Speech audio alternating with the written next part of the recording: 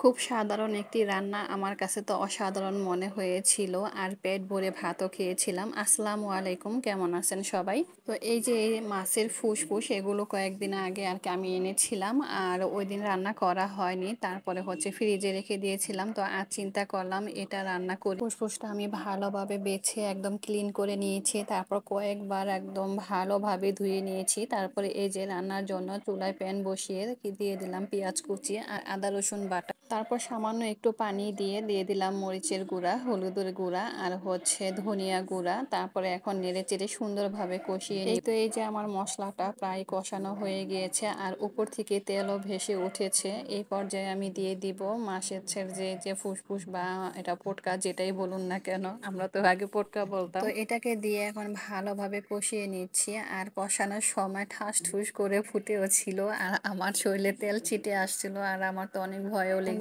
নেড়ে চেড়ে তারপরে কষিয়ে নিচ্ছি। তো এটা দেখা গেছে যে রান্না করতে বেশি টাইম লাগে না, তারপরে কষানোর মধ্যেই অনেকটা হয়ে যায়, হালকা একটু পানি দিলেই হয়ে যায়। আমি অনবরত নেড়ে নিচ্ছি। দেখা গেছে যে যদি নাড়া আমি অফ করি তাহলে হয়তো প্যানের মধ্যে লেগে যেতে পারে। আর এটা যেহেতু আমি প্রথম রান্না করতেছি, তো আমার তেমন একটা এক্সপিরিয়েন্স নেই, তো রান্না করে দেখি কেমন হয়। এখানে আমি ঝোলের জন্য অল্প করে পানি দিয়ে দিলাম আর এই পানিতে আমি এই যে এই রান্নাটা শেষ করে নিব। আর এখানে আমি অল্প পরিমাণে লবণ দিলাম, পরে হয়তো লবণটা চেক করে তারপরে দেখে নিব, লাগলে পরে আবার দেওয়া যেতে পারে। ঢাকনা দিয়ে আমি বেশ কিছুক্ষণ এটা রান্না করেছি আর এখন এই যে ঝোলটা একদম ঘন হয়ে আসছে আর উপর থেকে তেলও ভেসে উঠেছে। এই পর্যায়ে আমি দিয়ে দিলাম ধনিয়া পাতা দিয়ে আবার একটু নেড়ে চেড়ে ঝোলটা ঘন হয়ে আসছে। তারপরে এই যে নামিয়ে নিব, একদম কোনো ঝোল রাখিনি এখানে।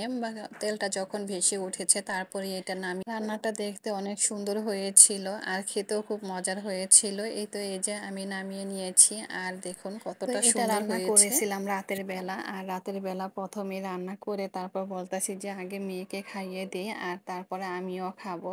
তো আমি রান্না করেছিলাম, আমার এই সাথে সবাই যদি আপনাদের কারো কাছে ভালো লাগে থাকে তাহলে প্লিজ আমার এই পেজটিকে ফলো দিয়ে রাখবেন, যাতে করে আমি নতুন নতুন রান্না করলে সবাই দেখতে পারে।